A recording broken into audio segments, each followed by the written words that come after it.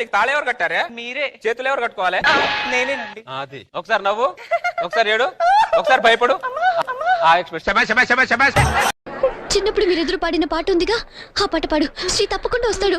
పాడు పాడు. వస్తావని నేను ఓ రబయ సిల్క చీర కట్టుకుంటేనే, ఓ రబయ సిల్క చీర కట్టుకుంటేనే, ఓ రబయ.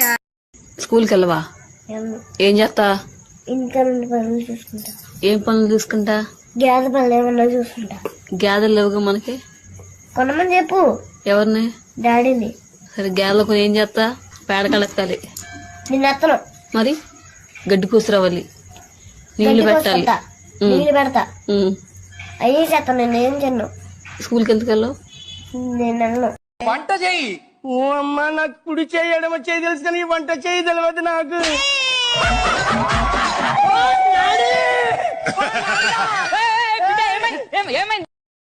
నన్ను ఒకళ్ళు మిస్ ఇండియాలా ఉన్నావు, బ్యూటిఫుల్ గర్లు అని పిలిచారు. ఎంత బాగుందో చూసారా, చెవులు కింటానికే. అలా పిలవచ్చు కదా అందరూనే. అలా అనేసి అంటే అంటే అని పిలుస్తారు దరిద్రం కింద. ఇక్కడ ఇంగ్లీష్ నేర్చుకుంటున్నావా? లేదండి, వాళ్ళే నేర్పుతున్నారు.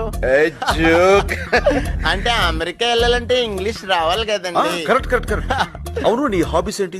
Seeing TV, reading books, talking friends అండి. Eating food. జస్ట్ ఏమండి, ఇంట్లో బియ్యం లేదు, ఉప్పు లేదు, చక్కెర లేదు, ఏం లేవు. వెంటనే వెళ్ళి తీసుకురండి. ఎప్పుడు ఇంటికి వచ్చినా గానీ అది లేదు ఇది లేదు, ఏంది ఇది, ఎప్పుడు కూడా లేదు లేదు అనకూడదు. నిజంగానే లేకుండా పోతుంది. ఎప్పుడు కూడా ఇంట్లో ఉంది ఉంది అనాలి. అదే మనకు కలిసి వచ్చేది. అవునా అండి, ఏ రోజన్నా మీ మాట కాదన్నా నేను. ఇంట్లో బియ్యం డబ్బా ఖాళీగా ఉంది, చక్కెర డబ్బా ఖాళీగా ఉంది, పప్పుల డబ్బా ఖాళీగా ఉంది. వెంటనే వెళ్ళి తీసుకురండి.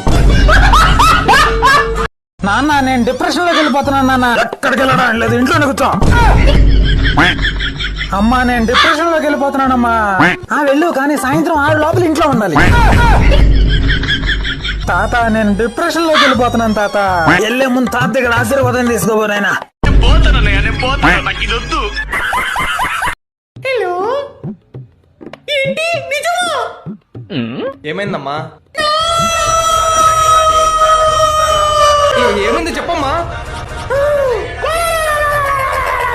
అమ్మ, టెన్షన్ ఉంది. అసలు ఏమైంది చెప్పమ్మా.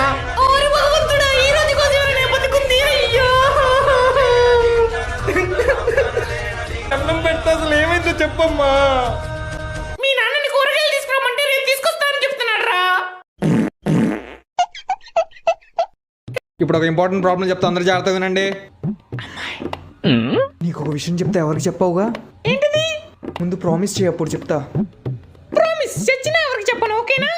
అంటే అది ఐ లవ్ యూ. ఏంటి అక్కడ గుసగుసలో? సరే, నన్ను లవ్ చేస్తున్నాడంటే సార్. నీ అంకమ్మ చచ్చినా చెప్పనని చెప్పి అందరికి చెప్పేశావు కదే. సరే అంటే అది